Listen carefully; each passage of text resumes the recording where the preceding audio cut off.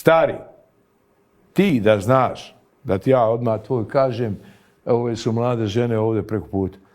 Moj prvi nastup u Domu JNA u Skopju. Dobro. Jesi ti ikad bio u Domu JNA? Jesi bio. Dom Naramo, posle го викавме, да. Imao sam 2 pjesme. Sinoć nisi bila tu, gori vatra. Толку? Ja, Kemal Monetu. Znaš koliko je cvijeća bilo na bini? 100 buketa.